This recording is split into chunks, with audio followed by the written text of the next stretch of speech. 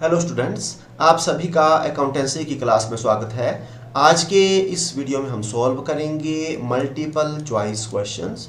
सबसे पहले हमने चैप्टर लिया है रिजर्व्स एंड प्रोविजंस के बारे में। तो ये क्वेश्चन जो है ये आपको हिंदी और इंग्लिश दोनों मीडियम में अवेलेबल है। तो मैं आपको हिंदी में समझाऊंगा, इंग्लिश में आप इनको अंडरस्टैंड कर सकते हैं।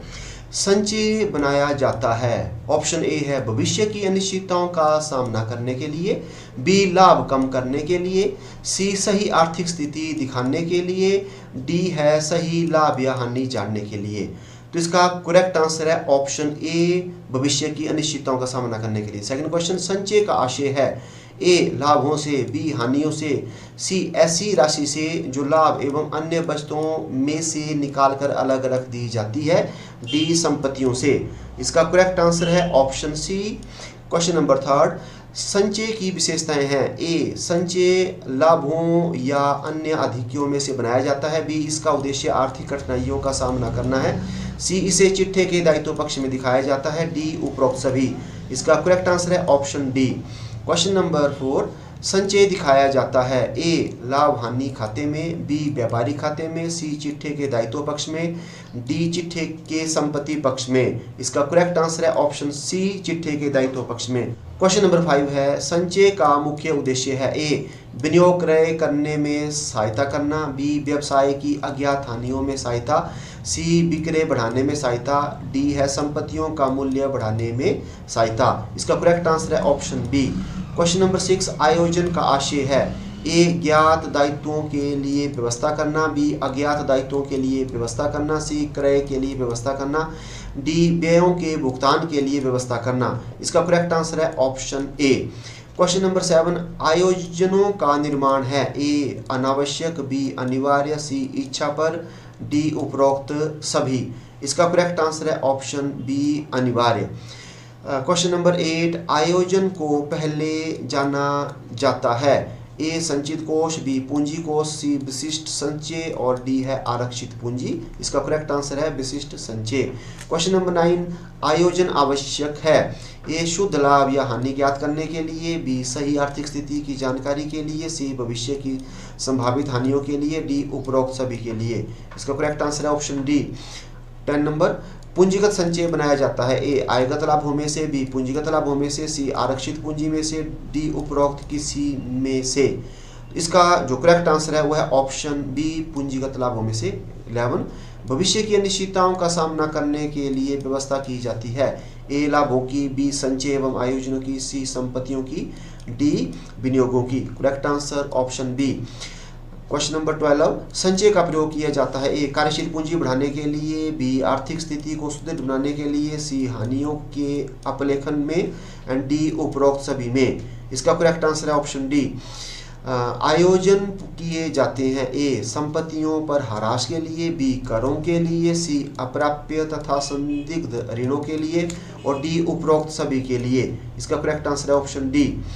संचय की व्यवस्था की जाती है ए व्यापारिक खाते से, बी लाभ हानि खाते से, सी लाभ हानि नियोजन खाते से एंड डी है स्थिति विवरण से। इसका करेक्ट आंसर है ऑप्शन सी। क्वेश्चन नंबर 15, आयोजन की व्यवस्था की जाती है ए व्यापारिक खाते से, बी लाभ हानि खाते से, सी लाभ हानि नियोजन खाते से, डी उपरोक्त सभी में से। इसका करेक्ट आंसर है ऑप्शन बी। संचय बनाना है ए आवश्यक, बी अवैधानिक, सी आवश्यक नहीं, डी अनुचित। इसका करेक्ट आंसर है ऑप्शन सी। आयोजन की व्यवस्था करना है आवश्यक, अनावश्यक, अवैधानिक, अनुपयोगी। इसका करेक्ट आंसर है ऑप्शन ए। सामान्य संचय बनाया जाता है ए पूंजीगत लाभों में से, बी साधारण लाभों में से, सी प्रतिभूति प्रीमियम में से, डी अंश हरण खाते में से। इसका करेक्ट आंसर है ऑप्शन बी। गुप्त संचय दिखाया जाता है ए व्यापारी खाते में, बी लाभ हानि खाते में, सी स्थिति विवरण में, डी उपरोक्त में से किसी में भी नहीं। इसका करेक्ट आंसर है ऑप्शन डी। क्वेश्चन नंबर 20, गुप्त संचय बनाया जाता है ए पूंजीगत व्ययों को लाभ हानि खाते में दिखाकर, बी बिक्री को घटाकर, सी अंतिम रहतिये को कम मूल्य पर दिखाकर और डी है उपरोक्त सभी। तो इसका जो करेक्ट आंसर है वो है ऑप्शन डी, उपरोक्त सभी। तो ये हमने कर लिए चैप्टर प्रोविजन और रिजर्व के। अब देखते हैं हम next chapter bills of exchange के। तो क्वेश्चन नंबर फर्स्ट है, विनिमय में विपत्र है एक आदेश, बी एक प्रार्थना, एक प्रतिज्ञा, एक विवरण। इसका करेक्ट आंसर है ऑप्शन ए, एक आदेश है। विनिमय विपत्र के पक्ष होते हैं, option A 1, B 2, C 3 and D 4। इसका करेक्ट आंसर है ऑप्शन सी 3। विनिमय विपत्र किसके द्वारा लिखा जाता है? ए देनदार, बी लेनदार, सी बैंक एंड डी क्रेता। इसका करेक्ट आंसर है बी लेनदार। प्रतिज्ञा पत्र किसके द्वारा लिखा जाता है? ए लेनदार, बी देनदार, सी बेचानकर्ता, डी सरकार। इसका करेक्ट आंसर है ऑप्शन बी देनदार। क्वेश्चन नंबर 5, प्रतिज्ञा पत्र का भुगतान किसके द्वारा किया जाता है? ए लेखक, बी बैंक, सी लेनदार और डी है विक्रेता। इसका करेक्ट आंसर है ऑप्शन ए। प्रतिज्ञा पत्र के पक्ष होते हैं, option A 1, B 2, C 3 and D 4। इसका करेक्ट आंसर है बी 2 होते हैं। विनिमय पत्र एक आज्ञा पत्र होता है। एक ए ऑप्शन है शर्त सहित, बी शर्त रहित, सी शर्त सहित अथवा शर्त रहित और डी ना शर्त सहित ना शर्त रहित। इसका करेक्ट आंसर है ऑप्शन बी शर्त रहित। क्वेश्चन नंबर 8, विनिमय विपत्र की भुगतान की तिथि निर्धारित करते समय उसकी देय तिथि में कितने अनुग्रह के दिवस जोड़े जाते हैं? ए 1, बी 2, सी 3 एंड डी है 4। इसका करेक्ट आंसर है ऑप्शन सी 3 जोड़े जाते हैं। क्वेश्चन नंबर 9, 1 जुलाई को 3 माह के लिए लिखे गए बिल की भुगतान तिथि होगी। ऑप्शन ए 3 सितंबर, बी 4 अक्टूबर, सी 5 नवंबर एंड डी है 1 अक्टूबर। इसका करेक्ट आंसर है ऑप्शन बी 4 अक्टूबर। एक बिल जो 23 दिसंबर 2013 को 1 माह के लिए लिखा गया था उसकी देय तिथि होगी। ए 23 जनवरी 2014, बी 24 जनवरी 2014, सी 25 जनवरी 2014 और डी 26 जनवरी 2014। इसका करेक्ट आंसर है ऑप्शन सी 25 जनवरी 2014। क्वेश्चन नंबर 11, प्राप्य बिल के अनादृत होने पर नोटिंग व्यय खाता डेबिट होता है। ए स्वीकर्ता की पुस्तकों में, बी लेखक की पुस्तकों में, सी बैंक की पुस्तक में एंड डी है आपका विपत्र धारक की पुस्तक में। इसका करेक्ट आंसर है ऑप्शन ए स्वीकर्ता की पुस्तक में। 12, संभावित दायित्व है। ए आदत व्यय, बी बैंक अधिक विकर्ष, सी भुनाए गए विपत्र एंड डी अल्पकालीन ऋण। इसका करेक्ट आंसर है ऑप्शन सी भुनाए गए विपत्र। राम द्वारा स्वीकृति बिल श्याम के पक्ष में बेचान कर दिया गया। यह बिल अनादरित हो गया, इसकी राशि डेबिट की जाएगी। ए श्याम के खाते में, बी राम के खाते में, सी प्राप्य बिल खाते में एंड डी जो है देय बिल खाते में। इसका करेक्ट आंसर है ऑप्शन बी। क्वेश्चन नंबर 14, जब बैंक से भुनाए गए बिल का अनादरण हो जाता है तो खाता क्रेडिट होता है। ए स्वीकर्ता, बी बैंक, सी प्राप्य बिल एंड डी जो है देय बिल। इसका करेक्ट आंसर है option B bank. Question number 15, स्वीकर्ता के दिवालिया होने पर लेखक अपनी पुस्तकों में डेबिट करता है। ए ऋणदाता का खाता, बी बैंक खाता, सी प्राप्य विपत्र खाता, डी स्वीकर्ता का खाता। इसका करेक्ट आंसर है ऑप्शन डी। बिल का नोटिंग कराया जाता है। ए जब विपत्र बेचान किया जाता हो, बी जब विपत्र देय तिथि पर अनादृत हो जाता है, सी जब विपत्र बैंक से भुनाया जाता है, डी उपरोक्त सभी दशाओं में। इसका करेक्ट आंसर है ऑप्शन बी। 1 फरवरी 2014 को 60 दिन के बिल की देय तिथि होगी। A 2 April, C 3 April, B 3 April, C 4 April and D जो है 5 अप्रैल। तो इसका करेक्ट आंसर है option C 4 April. Question number 18, एक बिल 1 जनवरी 2014 को 6 महीने के लिए लिखा गया। स्वीकर्ता ने बिल का भुगतान 4 मार्च 2014 को कर दिया। स्वीकर्ता को छूट दी जाएगी। ए 6 महीने की, बी 4 महीने की, सी 2 महीने की एंड डी 3 महीने की। इसका करेक्ट आंसर है 4 महीने की। क्वेश्चन नंबर 19, नोटिंग व्ययों का भुगतान नोटरी पब्लिक को किसके द्वारा किया जाता है? ए लेखक, बी बैंक, सी जिसे बिल बेचान किया गया था, डी उपरोक्त तीनों में से कोई एक। तो इसका जो करेक्ट आंसर है वो है ऑप्शन डी। इसके बाद देखते हैं क्वेश्चन नंबर 20, नोटिंग व्ययों का भुगतान नोटरी पब्लिक को करने पर लेखक अपनी पुस्तकों में क्रेडिट करेगा। ए नोटिंग व्यय खाते को, बी बैंक खाते को, सी रोकड़ खाते को, डी उपरोक्त में से कोई नहीं। इसका करेक्ट आंसर है ऑप्शन सी रोकड़ खाते को। तो ये हमने कर लिए बिल्स ऑफ एक्सचेंज के। अब हम देखते हैं नेक्स्ट। तो नेक्स्ट है हमारे पास टॉपिक फाइनेंशियल स्टेटमेंट्स। तो इसके देखते हैं। क्वेश्चन नंबर फर्स्ट है वित्तीय विवरणों से आशय है ए व्यापारिक खाता, बी लाभ हानि खाता, सी स्थिति विवरण, डी उपरोक्त सभी। इसका जो करेक्ट आंसर है वो है ऑप्शन डी उपरोक्त सभी। वित्तीय विवरण के उद्देश्य है ए संस्था के शुद्ध लाभ के आंकड़े प्रस्तुत करना, बी व्यवसाय की सही एवं उचित स्थिति प्रकट करना, सी भविष्य की योजनाओं के लिए आधार प्रस्तुत करना, डी उपरोक्त सभी। इसका करेक्ट आंसर है ऑप्शन डी उपरोक्त सभी। थर्ड, वित्तीय विवरणों के प्रयोगकर्ता है ए व्यवसाय के स्वामी एवं प्रबंधक, बी विनियोगकर्ता, सी कर्मचारी, डी उपरोक्त सभी। तो इसका भी करेक्ट आंसर है ऑप्शन डी।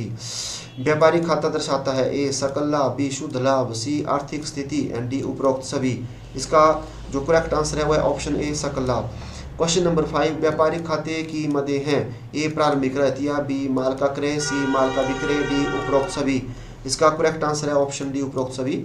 व्यापारिक खाते की आवश्यकता है ए व्यवसाय का सकल लाभ या हानि जानने के लिए, बी प्रत्यक्ष व्ययों को ज्ञात करने के लिए, सी चालू वर्ष के अंतिम रहतिये की गत वर्ष के रहतिये से तुलना एंड डी उपरोक्त सभी।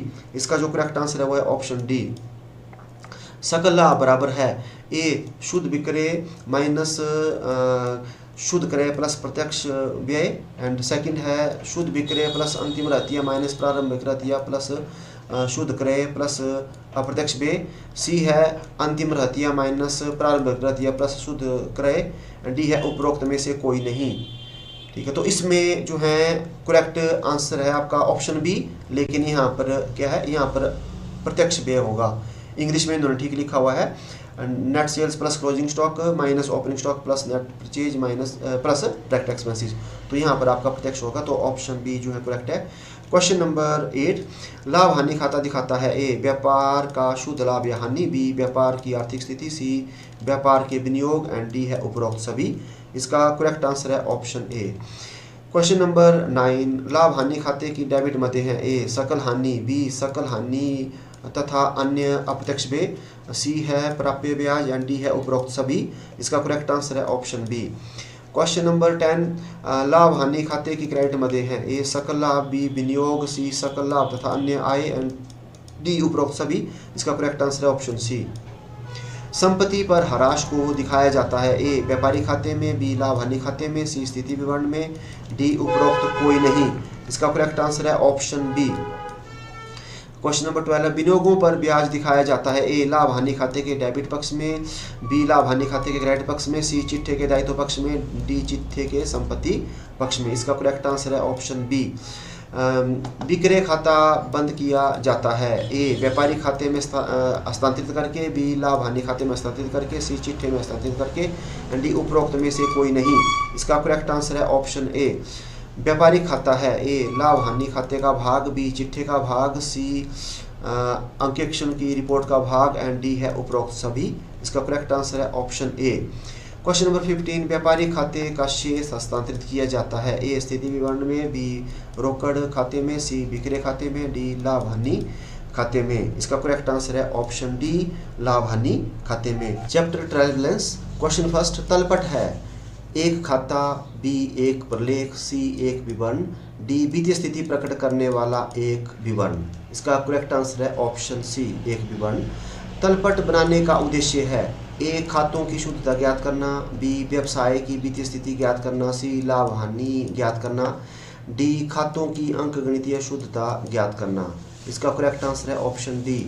तलपट के अंतर को हस्तांतरित किया जाता है ए पूंजी खाते में, बी लाभ हानि खाते में, सी उचंत खाते में, डी चिट्ठे में। इसका करेक्ट आंसर है ऑप्शन सी। राम से 800 रुपये प्राप्त हुए, राम के स्थान पर रमेश के खाते को क्रेडिट कर दिया गया। यह अशुद्धि है क्षतिपूर्वक अशुद्धि, भूल चूक की अशुद्धि, छूट जाने वाली अशुद्धि, सैद्धांतिक अशुद्धि। इसका करेक्ट आंसर है ऑप्शन बी भूल चूक की अशुद्धि। क्वेश्चन नंबर 5, तलपट में सम्मिलित नहीं किया जाता ए प्रारंभिक रहतिया, बी अंतिम रहतिया, सी पूंजी, डी आहरण। इसका करेक्ट आंसर है ऑप्शन बी। तलपट बनाया जाता है ए खाता बही से पहले, बी खाता बही के बाद, सी रोजनामचा से पहले एंड डी रोजनामचा के बाद। तो इसका करेक्ट आंसर है ऑप्शन बी।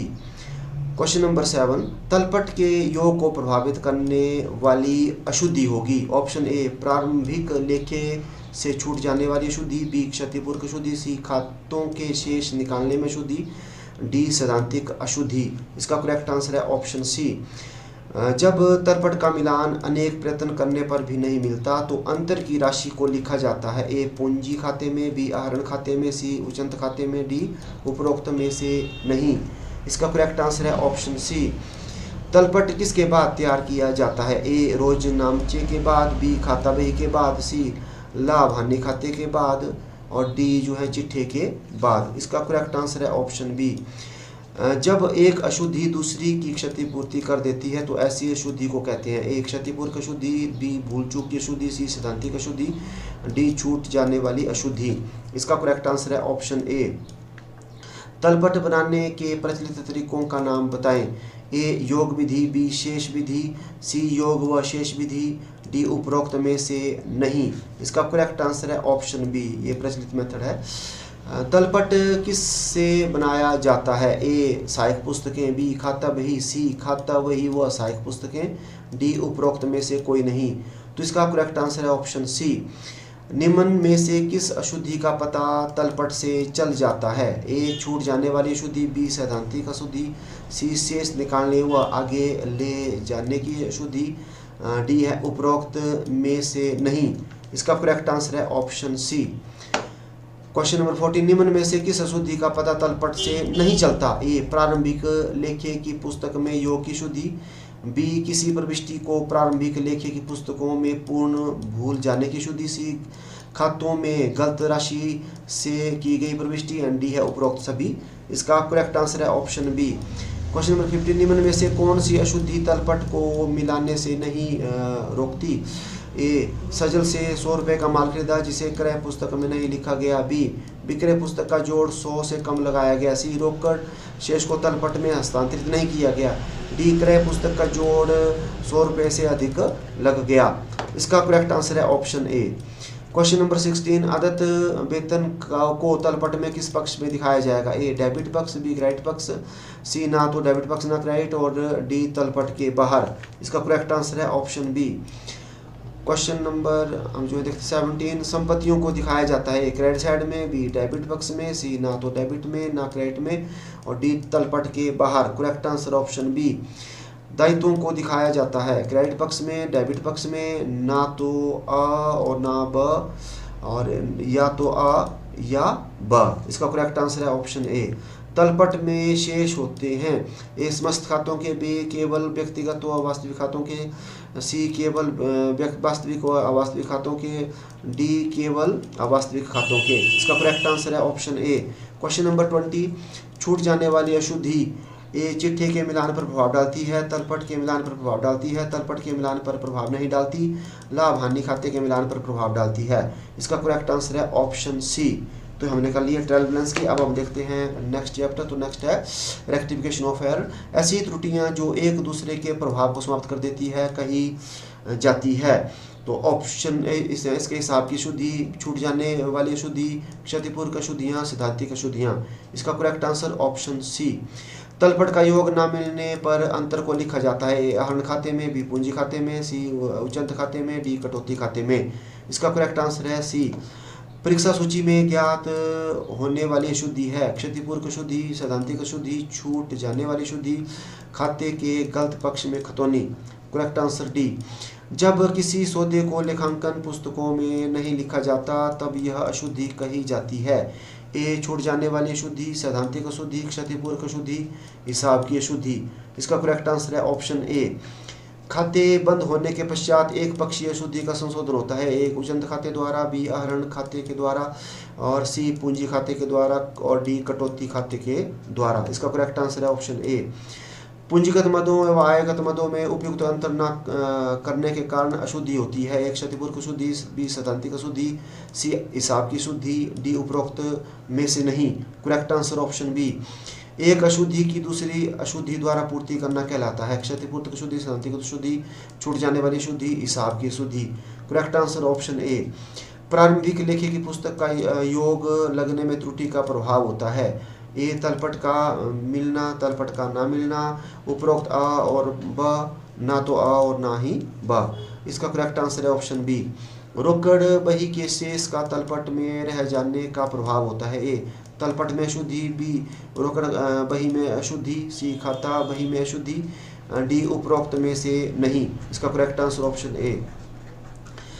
भूल की अशुद्धि चिट्ठे को मिलाने से प्रभावित करती है, तलपट को मिलाने से प्रभावित करती है, तलपट को मिलाने से प्रभावित नहीं करती, तलपट के योग को बढ़ा देती है। Correct answer option C. भवन की मरम्मत के व्यय को भवन खाते में लिख दिया गया अशुद्धि है। भूल जाने वाली अशुद्धि, सिद्धांतिक अशुद्धि, भूल चूक की अशुद्धि, हिसाब की अशुद्धि। Correct answer option B. Ram ने 500 रुपये का माल लौटाया जिसे स्टॉक में शामिल कर लिया गया, परंतु इसका कोई प्रविष्टि नहीं की गई, यह अशुद्धि है। सिद्धांतिक अशुद्धि, छूट जाने वाली अशुद्धि, भूल चूक की अशुद्धि, क्षतिपूर्वक अशुद्धि। Correct answer option B. क्रय पुस्तक का योग कम लगने का प्रभाव होगा। ए लाभ बढ़ जाता है, बी लाभ घट जाता है, सी लाभ पर कोई प्रभाव नहीं, डी लाभ का ना बढ़ना ना घटना। Correct answer option A. A के खातों को बी के स्थान पर डेबिट कर देना अशुद्धि है। ए छूट जाने की शुद्धि, बी भूल चूक की शुद्धि, सी सिद्धांतिक अशुद्धि, डी गणितीय अशुद्धि। Correct answer option B. मकान बनाने की मजदूरी को मजदूरी खाते में डेबिट करना अशुद्धि है। ए सिद्धांतिक अशुद्धि, बी छूट जाने की शुद्धि, सी भूल चूक की शुद्धि एंड डी गणितीय अशुद्धि। करेक्ट आंसर ऑप्शन ए। मकान मालिक को 70 रुपये का किराया दिया, इसे किराया खाते में 700 से क्रेडिट कर दिया गया। अब संशोधित प्रविष्टि में किराए खाते को किस राशि से डेबिट करेंगे? ए 700, बी 30, सी 770 एंड डी जो है 630। करेक्ट आंसर है ऑप्शन सी। व्यापारी के बेटे की स्कूल फीस दी 300 रुपया, जिसे व्यापारी खर्च खाते में 30 रुपये से डेबिट कर दिया गया। संशोधित प्रविष्टि में आहरण खाते को किस राशि से डेबिट किया जाएगा? ए ₹300, ₹30, ₹330, ₹270। इसका करेक्ट आंसर है ऑप्शन ए। भवन के विस्तार पर किए गए 1730 गलती से मरम्मत खाते में 1370 रुपये से डेबिट कर दी गई। संशोधित प्रविष्टि में उच्चंत खाते को किस राशि से क्रेडिट किया जाएगा? ए 1730, बी 1370, सी 360 एंड डी है 1010। तो इसका करेक्ट आंसर है ऑप्शन सी। 3000 रुपये से माल बेचने की खतौनी 2000 से कर दी गई, सुधार की प्रविष्टि होगी। A cash account debit to sales account 1000, B suspense account debit to sales account 1000, C cash account debit to suspense account 1000 and D है उपरोक्त में से नहीं। इसका करेक्ट आंसर है ऑप्शन बी। राधेश्याम ने 500 रुपये का माल लौटाया, परंतु उसे क्रय वापसी पुस्तक में लिख दिया गया। संशोधित प्रविष्टि में राधेश्याम के खाते को क्रेडिट किया जाएगा ₹500 से, ₹1000 से, ₹1500 या उपरोक्त में से कोई नहीं। इसका करेक्ट आंसर है ऑप्शन बी।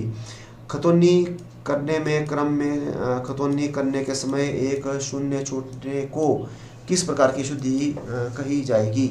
ए भूल की शुद्धि, बी हिसाब की शुद्धि, सी क्षतिपूर्वक की शुद्धि एंड डी सिद्धांत की शुद्धि। इसका करेक्ट आंसर है ऑप्शन बी।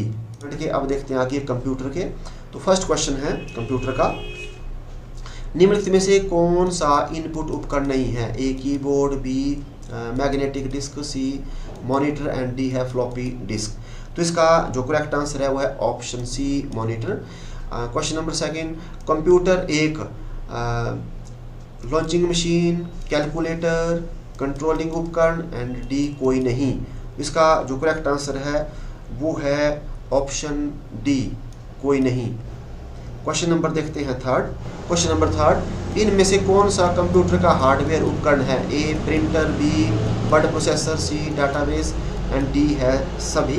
इसका करेक्ट आंसर है ए प्रिंटर। इनमें से कौन सा कंप्यूटर का दिमाग कहलाता है? A ALU, B CPU, C monitor and D जो है ROM। तो इसका जो करेक्ट आंसर है वो है option B. Hard copy printer है। आउटपुट उपकरण, इनपुट उपकरण, शक्तिशाली कंप्यूटर एंड डी जो है संचय उपकरण। इसका करेक्ट आंसर है ऑप्शन ए। छेद वाले कार्ड मेल की विद्युत के द्वारा भेजने हेतु इस्तेमाल होते हैं। बी एक इनपुट उपकरण, सी एक आउटपुट एंड डी इनमें से कोई नहीं। इसका करेक्ट आंसर है ऑप्शन बी। व्यापारिक कार्यों में कौन सी भाषा इस्तेमाल होती है? A basic, B COBOL, C FORTRAN and D इनमें से कोई नहीं। इसका करेक्ट आंसर है ऑप्शन बी। कौन से दो अंक बाइनरी पद्धति में उपयोग होते हैं? ए 1,2 1,2, 0,1 0,1, 1,3 1,3, 2,1 2,1। इसका करेक्ट आंसर है ऑप्शन बी। कौन सा कंप्यूटर योग करने हेतु काम आता है? A digital computer, B analog computer, C hybrid computer, D इनमें से कोई नहीं। इसका करेक्ट आंसर है ऑप्शन ए। सीपीयू का अर्थ है केंद्रीय प्रोसेसिंग इकाई, कंट्रोल प्रोसेसिंग इकाई, कंट्रोल प्राइमरी इकाई एंड उपरोक्त में से कोई नहीं। इसका करेक्ट आंसर है ऑप्शन ए। आज के इस वीडियो में इतना ही। हम मिलते हैं नेक्स्ट वीडियो में। Thank you.